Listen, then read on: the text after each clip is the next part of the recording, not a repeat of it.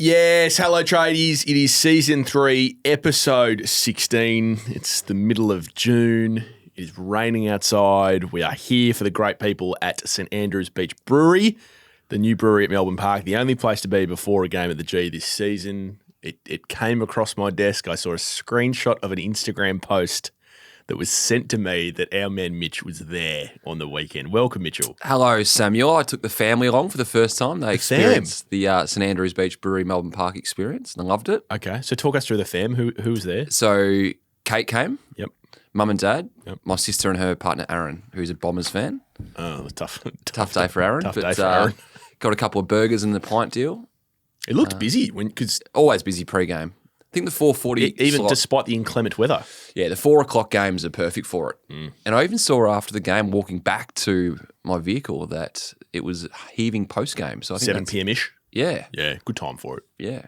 Good time for it. Great place. So, yeah. So that was your Saturday? Yeah, it was your Saturday. I heard that you – I don't know if you rocked up to the wrong ground, but you were rolling around in some Xavier gear at an opposition game. It's a mail came across my desk. What?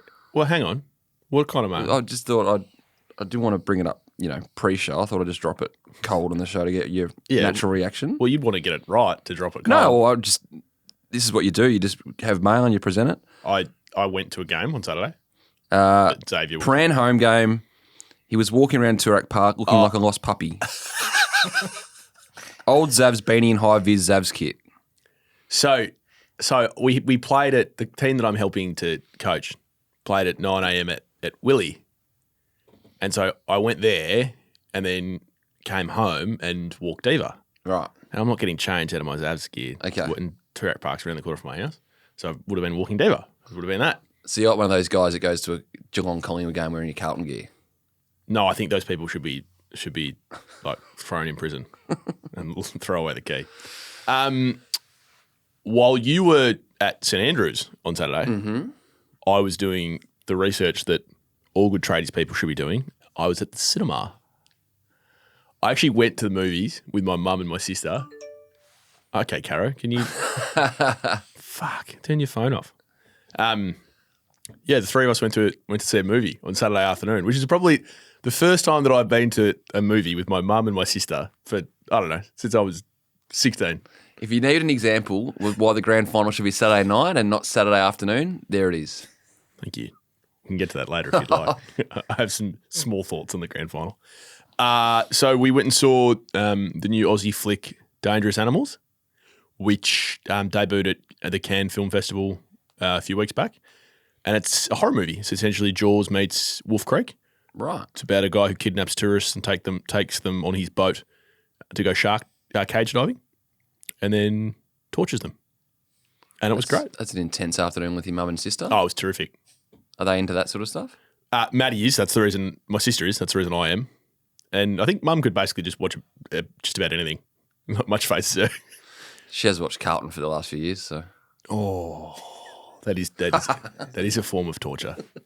There's nothing better than. Can I just say before we move on? There's nothing better than popcorn and a choc top as a combo. Yeah. As a combo, Choc tops are good. There's nothing but so as you know, I'm quite an anxious person, so I find it hard to relax. Me in the cinema with the lights off, just the movie on, popcorn in hand, unwrapping a choc top. That's my anxiety level was 0.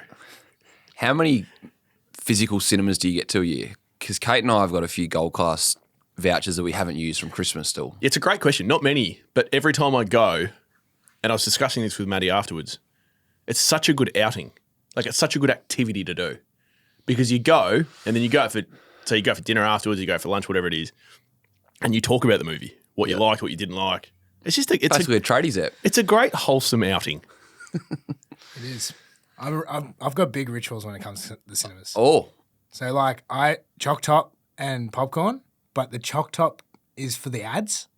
And I leave the popcorn for the movie. Because I want to start eating the popcorn before the movie. I'm the exact. See, you're my sister, but I'm the opposite. I need to hold the choc top.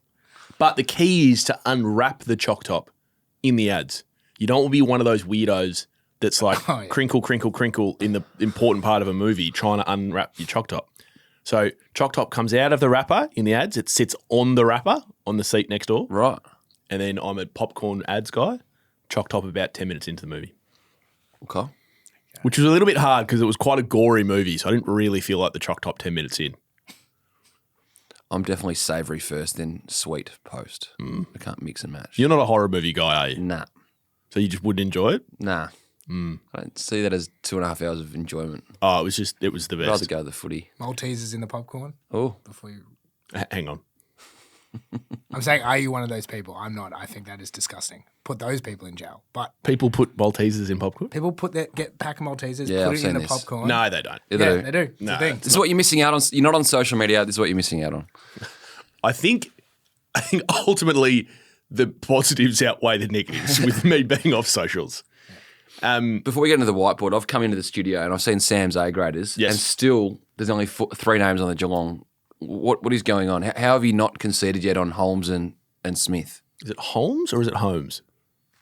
Was Abby Holmes is spelt like that? Yeah, that's why I'm asking. Is it Max Holmes or And there's Holmes? Fogarty and Fogarty. So Obviously, Max is a big listener of the pod. He dressed up as us as the Mad Monday. yeah, Max, if you're listening, would you mind voice memoing in? Is it Holmes? the more I think about it, it's Holmes. I think it's Holmes, but I just kind of want you to voice message in. No, they're not A graders yet. They have to do it for a period of time. Max is on his way. Max was the best and fairest last year in a team that should have played in the grand final. Max is on his way and will probably be on the A graders list at the end of the season. Bailey, not so much. Bailey hasn't done it for a while.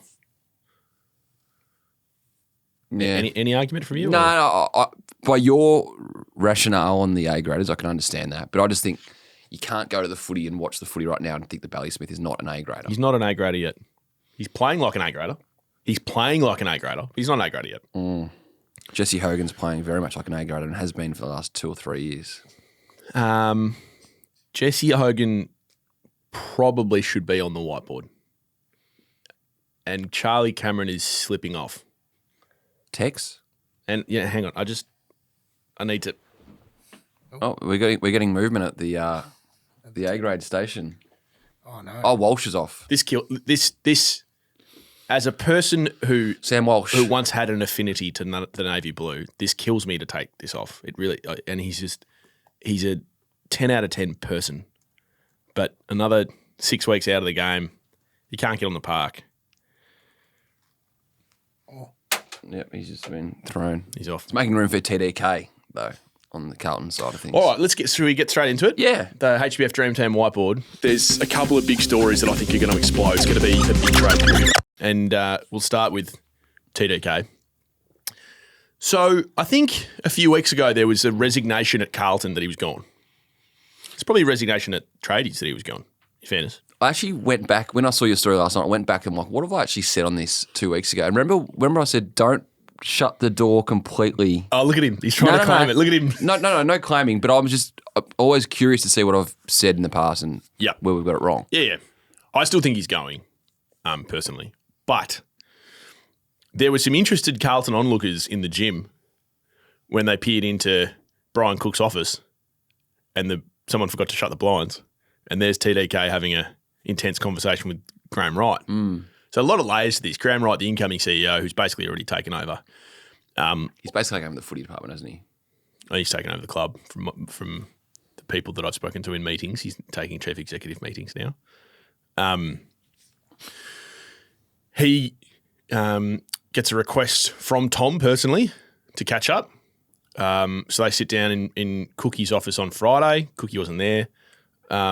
And Tom basically asks him point blank, if I'm going to stay, what's going to change here? Which is fascinating when you think about it. Is he talking more about cultural and the feel of the club and the vibe, or is it more, hey, what are the pieces in place in terms of the physical roles at the footy club in terms of the head of the footy, physios, the footy department? Look, I wasn't there, obviously. I don't want to speak on behalf of Tom, but for the people that have been relayed the meeting, it was very much like, I'm yet to make up my mind. What is it that you can say to me that can convince me to stay? Because I love being here. All my best friends are here. But obviously I'm weighing up this mega deal from St Kilda. Now, I don't know what Graham Wright's sell was back, and only he'll know the type of change that needs to be made. But their season is precariously hanging by a thread. I don't think that there's anyone with half a brain that could say Carlton missing the 8 was in some way, shape or form acceptable. Forget the injuries. Every club's got injuries. Yeah. So clearly, and as Damien Barrett has written, Wright is an agent of change. And I believe that was brought up at the meeting. Okay, well, if you're an agent of change, what's going to change? So I think it can only be taken as good news for Carlton supporters and Carlton people that he's still thinking about it. Yeah, that as of Friday, 2 days before playing in the West, where he kicked the first goal and played well again, he's still considering. Now, Carlton have been explicit in telling him that there's no more money. Yeah. In fact, it was very much like this scene. The deal's scene. been the same for the last 6 months. It was very much like this scene in Chopper. There's no cash here. Here, there's no cash, all right? Cash, no. Robbo? No cash. One of the great movies, Chopper. And the irony of us playing that. Who's playing Chopper? Eric Banner. And Eric Banner supports? St Kilda. Do you know I sat next to at the St Kilda table at the Hall of Fame? I was going to say he was there. And Eric was there. And do you think he's involved in the TDK pursuit? I don't presume to know that. All I know is that I get starstruck by very few people, and he's one of them. So all the people in the room, he was the one? Oh, easily. I mean, there's, with the greatest amount of respect, there's footballers, and then there's Hollywood actors. So there's no more money. Yeah, I think Tom's known that for a while. Yep. Now it's just about what else they can do for him. What do you mean? In terms of life after footy, connecting him to networks at the club, everything you've spoken about with St Kilda that they can do. The people they can put around him at the club.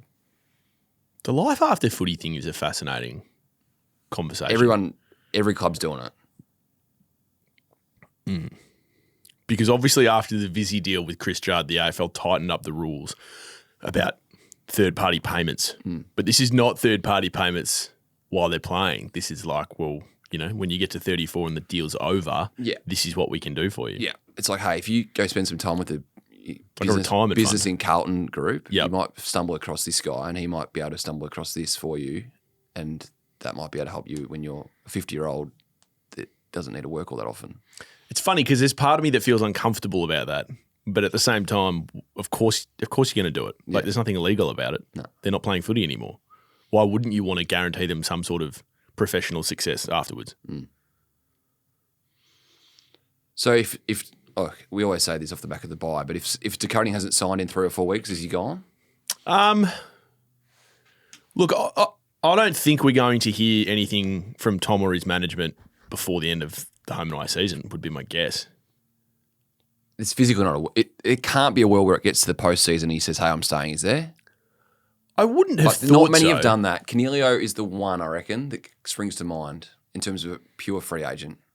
It doesn't look great for Carlton, but as of the weekend, he was still weighing it up. So that can only be seen as a positive for the people in blue. Yeah. And not to dig the heels into St Kilda, but the facts are they played in front of 20,000 people.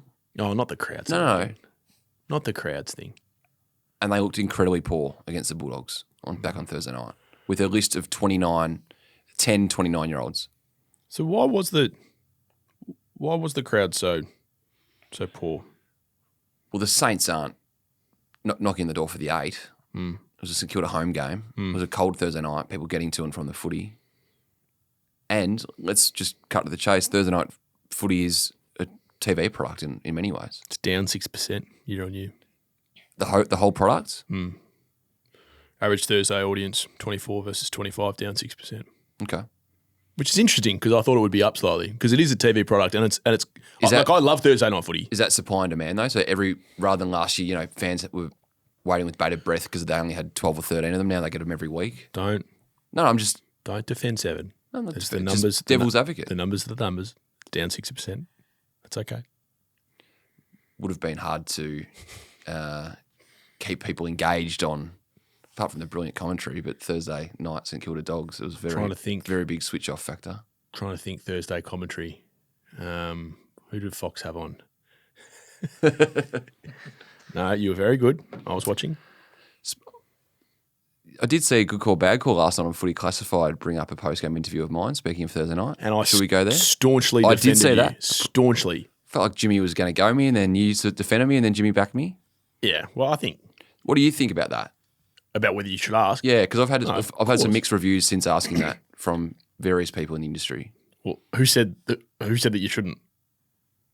I'm not going to say who, but I've had a few phone calls. Well, imbeciles, clearly. Yeah. You have to ask that question, and you did it respectfully, and you had a bit of fun with it too. And he smiled. Yeah. So the only people that have a problem with you asking Marcus Bontempelli about his contract, I would think, are people who don't want it talked about. Mm. And those people, I would think, have a financial investment. So ipso facto, conflict of interest, opinion irrelevant. So You're there asking for not yourself, you're there asking for every single Western Bulldogs fan, you're asking for every Collingwood fan, you're asking for every Hawthorn fan, you're asking for the industry. If you don't ask that question, Yeah. you're not doing your job. and my biggest point was if he goes to the rooms 4 minutes later and does a radio interview, he's going to be asked about it. Of course he's going to be asked about it. If you look at Marcus Bontempelli now and think, hey, what's the one question anyone wants asked? It's about his future. And he's not getting asked it on a daily basis anywhere else because he's not doing it media on a daily basis. Do you know I was having a conversation with a high-profile player in the last couple of months who actually, he brought up you, and he actually said, Big fan of the show? Or? I think that journos don't ask hard enough questions. I think they try to look after players too much, if anything. This player said that? Yep. And he said, I would hazard a guess that the majority of players not only expect the hard questions, but to some degree they want it because they know that at some point they're going to be asked it. So they'd rather not get it in one interview and then have the anxiety of waiting, or when am I next going to be asked about it? So I think that there's this, we're getting a real air out siren sort of stuff here, but now that we've brought it up, I don't think that any journo should go into a press conference or an interview trying to necessarily, quote unquote, look after a player because most of them would expect that the question's going to be asked. Yeah. Now, you're not asking about their personal life. Yeah. You're not asking about a breakup. You're not asking about what pub they're going to later that night. Like, you're not asking about where they live. You're literally just asking about, hey, you haven't signed yet. Yeah. What are your thoughts? And knowing of Marcus a little bit, I think that given how intelligent he is and the business acumen that he has with his contracts and how thoughtful he is with re-signing, he would be the last person that would care. Yeah. I would think. He didn't have an issue. No, of course he wouldn't. So whoever has an issue is just not thinking about And it you think properly. about the best interviews in footy right now. I think of Dylan Moore as at the Hawthorn Footy Club. He's one that springs to mind in terms of the guy that loves the hard question and fires back and actually engages in the high end That's correct. debate. That's correct. So that's the best content for the fan. And that's where the media's going, Mitch. Do you know what I mean? That's where the media's going. It's players want to have their say. Players are doing podcasts. Players have got their own social channels. Think about Jack Ginnivan. Do you think Jack Ginnivan's wanting to go on somewhere and not be asked questions that he can fire back at? Like, how boring he would find that. Yeah. So, no, I liked it. It is round 15 though, and he hasn't signed. We should actually answer the question. My understanding is that they're just ticking off some clauses in the contract. Okay. Didn't David Zeres say that and then apologise? Well, that was the next part of my list to get to. There is clearly some edgy people around this that has prompted David to renege on what he said in the tweet, that it was closing in on a deal, and then firing off an apology. I'm not going to get caught up in this because I'll say something I regret. No, take us into what you think. No. David's a big boy. He can fight his own fights, but I know exactly what's happened in that situation, and I don't think that people should apologise for reporting the truth. So, and tradies fans know that. Always believe the journo. The journo's got no dog in the fight. Yeah. Pardon the pun. What, you think David's going to make something up to get attention that'll blow back in his face? Please. But it's what everyone's been saying anyway, like that he's closing in on a deal. Yeah, so why did he apologise? I'm asking you. Well, clearly someone's got to him. Yeah. Yeah, Anyway, I'm going to leave it there. Let's move on. Can we talk about the Cats reported last week that Steve Hocking spoke at a Cats coterie function, the Pivotonians. The what? They're called the Pivotonians. Are you chairperson of this group? Is Scotty involved? I did have someone in the Geelong used to room. be called? Hey? I feel like that's what Geelong used to be called. The Years ago, Pivotonians. maybe. What do you I mean? think that's one of their original names. Huh? Or nicknames. Really? Yeah, I think so. Only full Geelong nuffs would know this. Scotty's Googling that. Essentially, Steve said at a function that we have room in the next couple of years to attract 2 more stars to our footy club. And we reported this. Obviously, fans go crazy. How did Geelong continue to do this? They've got an audit hanging over their head where they'll, I'm sure, cop some administrative fines for lack of clarity on the third-party payments. But everyone's sort of, there's this notion in footy that the Cats are rigging the books. You'd hear that. Yeah. So I went through and looked at how they can actually do this and how there is still room in the Cats cap for what they believe is 2 stars to fit in over the next couple of years. So hear me out on this. Humphreys, Manor and O'Sullivan, all best 22 players right now, are all on their initial draft contracts. Yeah. So they're on a capped set of money between $150,000 and $200,000. That's that. They've got 6 players on the senior list that are yet to debut that you've never heard of. Mollier, Hoffman, Polkinghorne, Matoe, Forbes, Edwards and Stevens. I have not heard of any of those I players. thought so. So they've got the cap $17.7 million. You take out the 6 draftees, which would take them down to $17 million, the 6 young kids. And then you take those other 3 guys out. That takes it from $17 million to play within their cap down to $16.5. Okay. Because you take those 3 kids out, roughly around $500,000. Uh-huh. That gives them around more than $550,000 per player to spend on the rest of their list. Mm. So Dempsey is performing on unders right now, and he would be on, I believe, less than $550 on his current contract. They've got locals who stay less than the market rate. Henry, Brothers, Atkins, Buse, and these sort of guys. They just accept less than what they would be able to get offered elsewhere to stay as a Geelong local. Stanley right now is playing as the cheapest number 1 ruck in the competition and more than holding his own. Mm. Jack Martin came for tenure, not cash. So he got a 2-year deal. Rather than a 1-year deal on good money, he took 2 years at okay money, spread across 2 years. Last year, there was 63 players in the competition on $800,000 or more. The year before that, there was 51.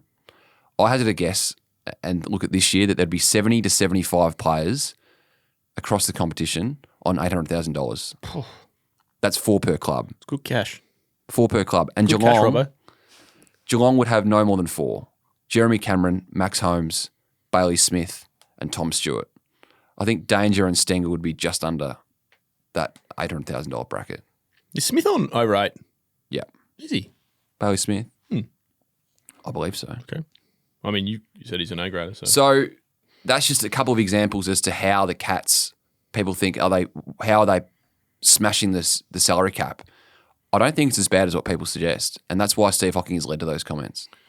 Is a Geelong person planted this with you? Not at all. This is 11:30 me last night on the couch. 11:30. That's late for you. And they were in fact called the Pivotonians Oh, because they used to be a pivot point, something to do with rail and shipping. And they also used to be called the Seagulls as a nickname. And that's why Geelong's jersey is blue for the water and white for the seagull. There you go. Scotty, just some history lessons for the Cats. That is actually unbelievable from you. No worries. So I have genuinely learnt something. I didn't know that. Yeah, so the colours are because of the sky and the sea. Yeah. That's deep. It's a beautiful club. Beautiful history. And welcome to Geelong Nuff Radio. Cat's Corner. A blow to my HBF Dream Team whiteboard this week. I lost 2. Who have you lost? Pickett. Pickett goes. Signed a 9-year deal at Melbourne. Actually, yeah. Having This is a sad day for you. 3 months ago, still weighed up trying to get back to WA. Yeah. Is Pickett your Dustin Martin? Is he the one that you were barracking to go? Not at all. Nah, you were barracking for the story. Not at all. Yes, you were. I had, as you would say, no dog in the fight.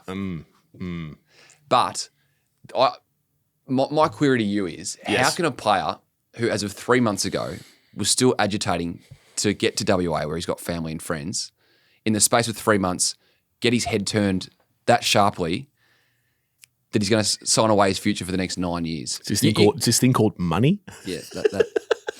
So he locks away his payday at $1.3, $1.4 million a year for the next 9 years. Yep. And it gives Melbourne leverage if he does come calling for a trade, that it's going to be impossible, almost impossible to Freo or another club, whether it be Port in the future, because his SA hasn't been ruled out for him in the past either. I don't like it. I don't like the deal, personally. For Melbourne? Yeah. Too much?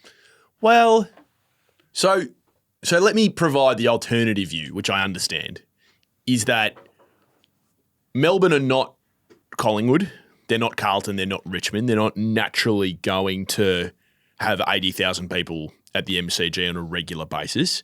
And, they don't get generational players like Pickett very often. Having said that, they've had a few recently in Gawn, Oliver, Petrarca.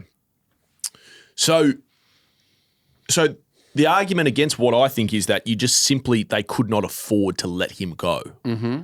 Totally understand that.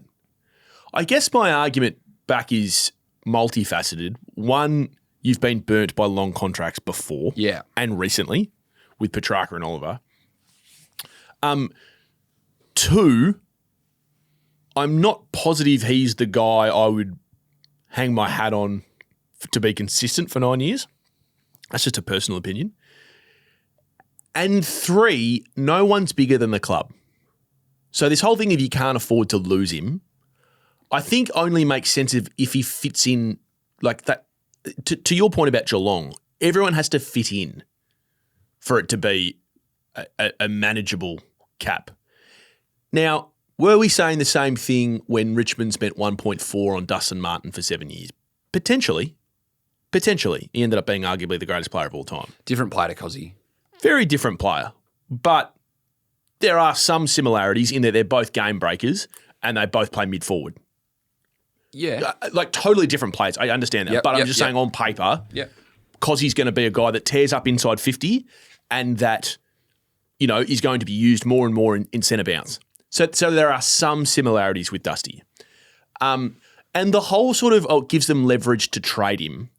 So what happens in 3 years' time if, and I'm making this up, right? Let's just, worst case scenario. Kozzie decides halfway through the year, look, I'm half injured, I'm playing shithouse. I'm going to get to round 15 and I just want to trade. I've kind of had enough. Melbourne have got a new coach or Simon Goodwin's still there and we've gone down the ladder. Gawn's gone. One of Petrarca and Oliver have been traded. May's retired. Lever's just about done. How about you compare this to the Shea Bolton scenario from last year where he signed the big deal? Yeah, well, yeah. And then everything changed. From when he signed that to what he was presented with at the end of 2024, things completely changed at Richmond. He asked for a trade and got out. And so in that case, if someone comes along, let's say it's Freo or maybe, West Coast are good by that stage in 2064, that they will take him, but A, we're not paying 1.4 and B, he's a late second round pick. So the whole leverage thing, I think, only makes sense if he continues to dominate. He had 2 years left on his deal, Mitch. Yeah. So why not say, Kozzie, we love you. It's not that long ago we re-signed you. We've got some moving pieces with our salary cap. We're going to wait because whilst keeping you is a huge priority, our ultimate priority is to win a flag and our ultimate priority is to our members. And it gets back to when I first posed this about 3 minutes ago, it gets back to money. It locks him in on that payday, and then you are but his 2 years left wouldn't have been anywhere near close to $1.3 million. I understand that. And then you're potentially looking at a disgruntled player. Productivity drops. Hard to be a disgruntled player when you sign them, though. No, it's a contract. I ultimately, I can actually understand what Melbourne have done here. No, so can I. But I use the Bolton comparison. So let's say it gets another 12 months and Kozzie asks for a trade with 1 year left on his deal, as opposed to 7. Yep. There's Melbourne have a lot more bargaining power at the table. Yeah. And look, like Tim Lamb built a premiership list. Yeah. And not many star players have walked out of Melbourne, right? So A couple have tried. yeah, I understand that. But like, far be it for me to say, mate, he's pulled the wrong lever. I think keeping Kozzie Pickett's a great moment for Melbourne and Melbourne fans. I think he's a star. Yeah. He's the guy that you put the number on your back as a 10-year-old to go to the footy. So I've been criticising Melbourne fans for years for not going to the footy. So I can't turn around and say the guy that you're going to the footy to watch, all I'm saying is I think it's too long a deal at potentially too much money. That's all I'm saying. Yep. And my last point on this is, from my understanding, there's no TPP uplift. So the 1.3 now is 1.3 in years to come. It's a bit like the Buddy deal. So Because he'll enter the new TV rights deal. yeah, which how do you know what the cap's going to look like then? Well, great point. You don't. How much is going to change in the way people watch sport and TV in the next 7 years? Probably a lot. Yeah. Probably a lot. Yeah. But Buddy Franklin, when he signed that deal, $10 million over 9 years, at the end of it, the $1.1 million a season actually looked pretty good. So how do we know, in 8 years' time, 1.3 because he might look okay? Just playing devil's advocate. And Maynard's off as well. Yeah. So he signs for 4 years at Collingwood, could have taken 5, potentially 6 at North. Have we got the people that have said no to North whiteboard ready to go yet? It's going to need to be big. I think North need to go all in on another one of Maynard's teammates. I flagged this a few weeks ago, but Jeremy Howe is he's Don't add to the whiteboard. he's got max 1 year Collingwood will offer him for next year. If North came with 2 years, I think he's one of the best on-field coaches in the competition. He's done There's no way Howe will go to North. junior coaching. He's got his flag at Collingwood. He's an A-grade citizen. I would say if Jeremy Howe wasn't at Collingwood, the Jordan Ngoe sagas of recent years would have gone a lot worse. He played a massive role in keeping Jordan Ngoe on the straight and narrow. Won't Howe just go to Tassie? Yeah, but by the time they enter the competition, he won't be playing still. Yeah, but he'll play another year at Collingwood. That gets him through 26. You go for 2 more years at North and maybe offer him 2 years of coaching, which he's done. I can't. I don't presume to know what goes on inside Jeremy's head. I can't see him going to North to finish his career. I think Neither can I, but I was actually going to say. I was just about to say. I think he'd be a great one-club player. I forgot that he played at Melbourne. But Sam Mitchell, who could have seen Sam Mitchell leaving Hawthorn? Great point. And Hodge going to Brisbane. Lewis going to Melbourne? Yeah. No. It's a great point. I'm just saying I can't see it. I'm just saying, like, North have tried this. They did the Nathan Broad route last year. He decided to stay at Richmond. They've had to go at Maynard. Howe's no spring chicken, but I think he's what North Melbourne need. While you're running hot, can you just give us a quick update on Matt Rowell? Who's on your whiteboard? I've got no update. You got no update, off the back of the bye, I've tried to make calls on this and I've still got no, Okay. which is a concern. So for he Suns. hasn't signed yet. No. But gut feel is he probably still Gut feel is that he Suns signs, at 2 but years.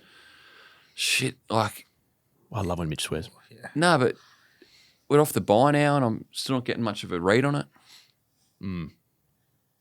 So Tomorrow? my whiteboard, well, can we just work from the bottom up? I have been told unequivocally, that there is 0.0% chance Port will trade Butters this year. Now, that's all well and good, but I still think, my personal opinion is, if and when Ken goes, now we don't know whether that's going to be earlier or at the end of the year, It's trending in the right way to keep him for the year now. clubs will be like the shark in Dangerous Animals. They'll smell blood in the water. Yeah. What's the terminology for the, like when they throw the bloody Burley? bait burley over the water? Is it burley? Yeah, they'll smell the burley, and they'll come. Oscar Allen and Jamar are probably the other two we need to talk about. Yeah. So Jamara returned to the club yesterday. He'll train for the next month before playing VFL. Yeah. He needs to string together weeks on end, which he hasn't been able to do in the past, and that's what the Dogs are holding their breath over. If he can train for the next month consistently, he'll play VFL and maybe, just maybe, make a late dash to play AFL, but I think it's highly unlikely. But the minute he has 2 missed sessions, it resets to 0. So if he gets 2 weeks in and then misses a couple of sessions, we're back to the start. I think he's... Do you know what the thing that amuses me about the Jamara conversation is that there seems to be this rhetoric, and I don't know where it's coming from, that if he doesn't play VFL, like, he won't be on a list next year. Who's saying that? Well, it just seems to be sort of getting around there. He'll be on a list next year. Oh, yeah. He'll be playing somewhere. Definitely. Yeah. I'm not sure the whole he needs to play a VFL thing is so that other clubs think he's okay. I'm not sure that's right. So you think if he doesn't get back to playing VFL this year at all, that won't stand another club's way? 100%. I think it would help. It probably helps other clubs become interested. And it helps the Dogs But with some leverage. For someone like Sydney, I don't think they care. With some leverage at the trade table for the Dogs. Yeah, that's right. Yeah, they fatten him up for trade. Pardon them. Bad language. Yeah. And then Allen? This weird calf injury or foot injury. Plantaris. Sounds like a dinosaur. That's what Mateus Filipo did a couple of weeks ago, and he might play this week. So it can be... I met Mateus this week. Oh, yeah. Yeah. Lovely guy. Lovely man. Yeah. Very deep thinker. Yep. The poop. I mean, we've said this before. We've been saying this for months. West Coast don't want him to stay. Provided they get a first round compo for him. Yeah. This is going to be like the North Melbourne conversation with the AFL about Mackay. It's like, can you just before we do you got Tassie, you got the A-League. This is my and bugbear. Like, come on, just the deal that Essendon gave Ben Mackay was enough to trigger ban one. Yeah, that's fine. But the Allen one for Brisbane probably won't be. That's what I'm saying. So how come that they're going to get pick 2 for him if it's not enough? Because what are you saying? They're saying the AFL manipulate. I'm not saying they should. I'm not saying they will. I'm saying if they do, it'll be the biggest rort of all time. Because there's not a club with a sane mind right now that can give him $900,000 a season guaranteed money. Fair enough if the deal gets to that, but don't forget free agency compensation is guaranteed money, not, we're going to give you 600 and if you play every game and hit triggers and B&Fs and goals, you can get to 850, 900. It is what that player is guaranteed. Win, lose or draw, injury or no injury is. But you also know what it is. It's if I'm the AFL, it's just hold my book close to my chest. It's we'll decide. Thank you. Thank you for your thoughts. A club that won a flag 7 years ago and has only got itself to blame for wearing the position they're in. What has happened? But Mitch, what's happened at West Coast that's not self-inflicted? But same at North though. Same at North. Yeah, and they AFL bail them out. But they got end of first round pick. Because this is different. No, they gave pick 3 for Mackay. Yeah, but because the deal from Essin warranted it. I'm not sure it did. He's on 800, 850 year average. Helped get it there. He signed 2 years ago, and the average is 800 to 850. I mean, so maybe it's because my soul is a bit darker than yours, and I'm a bit more cynical. But like you're saying that the Allen thing will be the biggest rort of all time if he gets a pick 2. But of course they're going to give him pick 2. What you honestly think that West Coast are going to be this shit, and the AFL are going to turn around and be like, we're going to give you end of first round. And what if we find out that Brisbane are only offering him $700 a year over 6 years? But we'll never find out because we'll never see the piece of paper. Unless you want to break into your old office at AFL.com and with a crowbar and go into Dom Ambrosio's office. Get into Andrew Dillon's filing cabinet. West Coast will get pick 2 for him. That we know. I reluctantly believe that. Hey, I've got a question for you. So, you know how at the start of the year, I said to you, give me Essendon's best 5 players. Yeah. Right? I actually had Essendon down to talk about. Can we do another one? I want you to give me Essendon's best 3 players that played on the weekend. So 5 down to 3. Well, I just don't think you'll get to 5. Okay, so from the old school, from the back line, McGrath, Laverde, Roberts, Gresham, Pryor, Clark. I don't know who Clark is. Dersma, Merritt, Lual, Blackiston, Caddy, Martin. These guys are running around while you're watching horror movies. Well, in fairness, I went from one horror movie to the next because the movie finished at about 4 o'clock and then this came on. May, Wright, Setterfield. On the ball, Goldstein, Caldwell, Guelphy. And on the bench, Johnson, Parrish, Kako, Daywicks. Mm-hmm. The emergencies stand out to me too. Hobbs, Shiel, Vicentini, who's the young ruckman who's going to debut this week. And then Perkins was the sub. So Perkins, Hobbs and Sardis were all overlooked out of the starting 22 and all are first-round picks who all should be hitting their straps as, year 3 and 4 players? So give me of the 22, give me Essendon's best three. Merritt, Yep. This is number 2 is going to be fascinating. Caldwell, Oh, God. Okay. and look, not in current form, but he's an All-Australian, Parrish. I mean, you can't say Parrish with a straight face. Actually, Nick Martin. It's probably Martin. Probably Nick Martin. It's probably Martin. And Nate Cuddy coming with a bullet. But didn't do much on the weekend. He It's pretty got grim reading. gobbled up out there. So They've got 7 of their best 22 out through injury. No, that's my point. So I just wanted to flag with Essendon. Yes, they got absolutely hammered, and I don't think they'll win a whole heap of games for the rest of the year. My point on Essendon is this. They went into the year with not many good players. They now have not many good players with lots of injuries. They're not going to be very good. But let's cut to the chase. They've stuffed up their first rounders. And that's where Yeah. Well, I didn't want to go there. Well, that's where your growth is meant to come from. And it almost feels like they've had a mini reset since they've got these first rounders in.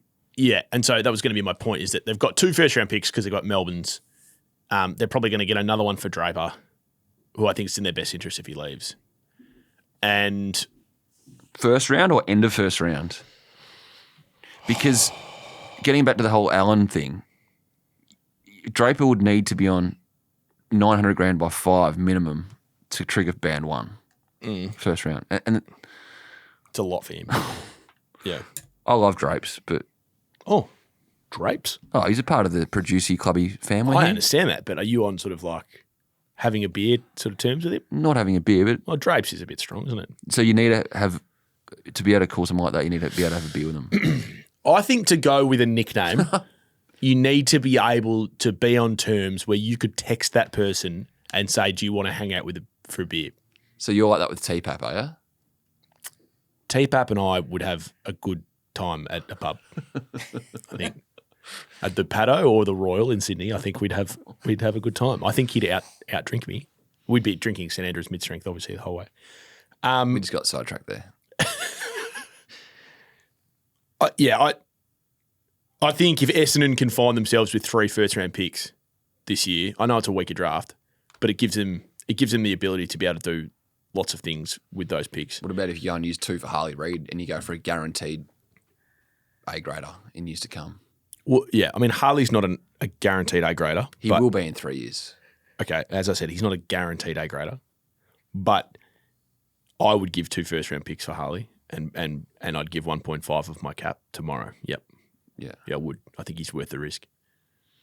I don't think he's as like, pardon me, I don't think he's the certainty that Nick Dacos or Sam Darcy is, but I think that his best could be unbelievable. His best could be better than those 2. I'm not sure you're going to get the consistency, but they're different players. Anyway, that was my little Essendon exercise. How's Buddy yesterday actually saying that if he was Tassie, he'd offer Sam Darcy 2.5 to 3 million a year? Buddy, the list manager, wasn't on my bingo card list. Yeah. He knows a thing or two about long-term contracts. Yes, he did. All right, well, that just about does us. Are you heading over to Perth? No. Oh, the night off. Night off. So you're missing the absolute rip snorter between the Dockers and the Bombers. I'll be on the couch, ready to watch it. I think maybe have a night off with Kate. Do something else. Go to the movies, you reckon? Well, it's a game to miss, isn't it? It's not as though the AFL is it sort of feels like the AFL waving the white flag fixture and that sort of thing on a Thursday. Friday night's good. Or Friday night. I might go down to the Cattery. Really? No, probably not. Where will you do radio from? Maybe the studio. Oh! It's a bit cold. I'll be down there. The studio's very close. The Get my road, white T-shirt. the road to Geelong is a bit dodgy. Very dark on the way back. I get very lonely. What? If I could tell you how many times I've driven that road. If I could take Diva into the box, I think I'd go. Right. But I'm not sure Steve Hocking's gonna allow that. Anyway, we sidetracked.